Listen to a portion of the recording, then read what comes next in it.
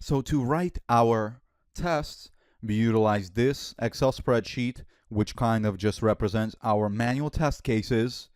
And what we actually did was gone through and automated all of them.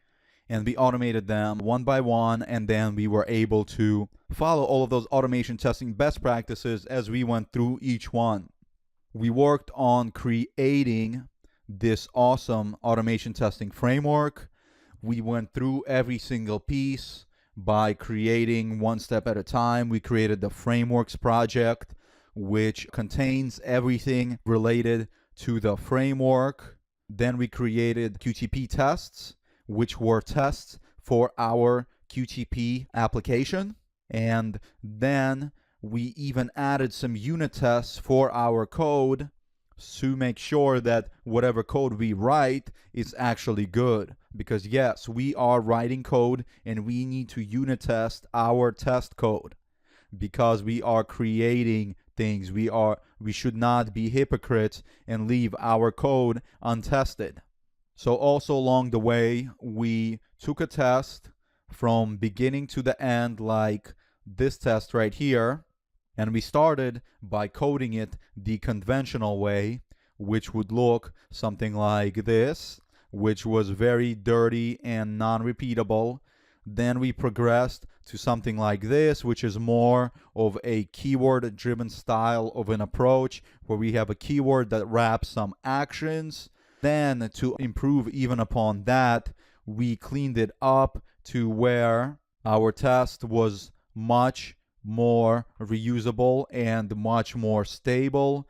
And finally, we arrived at our awesome page object model framework that is completely reusable. Everything is abstracted out appropriately. The pages class contains all of our pages. The test base does all of our actions like cleanup and tear down before and after. And then each page represents a page object that does things that a normal page would do.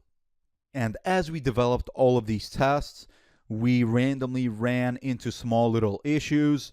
Maybe it was something like a synchronization issue, which you guys will absolutely run into. And so we dealt with those synchronization issues by learning explicit waits, which are dynamic waits that allow us to wait for an object to appear, and until it appears, the application doesn't move on. But also the beauty about it is that when the object appears, the test can move on and it doesn't waste time waiting like an implicit wait, which is basically just a hard-coded wait for a specific amount of time, and it doesn't matter whether the object appears or not, the test is gonna wait, which is really bad. And we don't use implicit waits, only in very few instances. And you guys saw that where I applied it in the method where I was just waiting for 1 second inside of those dynamic waits, like here. Right here. This is an implicit wait, and this was our dynamic wait. And then that was about it. We wrote our framework, we covered every single aspect, we talked about every single thing, and you guys by now should be able to understand everything. And I just want to say that it has been a pleasure teaching you my automation testing framework. It has been really awesome sitting here with you and talking about everything, teaching you guys the automation testing framework, teaching you guys the page object model, teaching you guys the automation testing best practices. And all I hope is that you guys take this knowledge and you go and you get yourselves amazing jobs. Or if you already have a job, I hope that it is more fruitful, it is more interesting, and just your life is much better. That is the ultimate goal, is that with teaching you guys this, I just hope that your life is happier and better, and it just gives you an overall good feeling.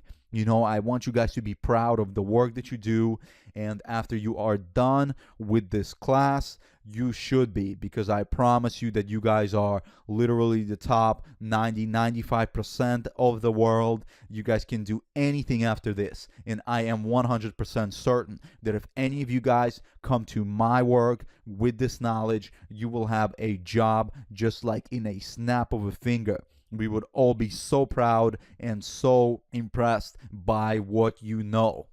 So anyways, guys, thank you so much.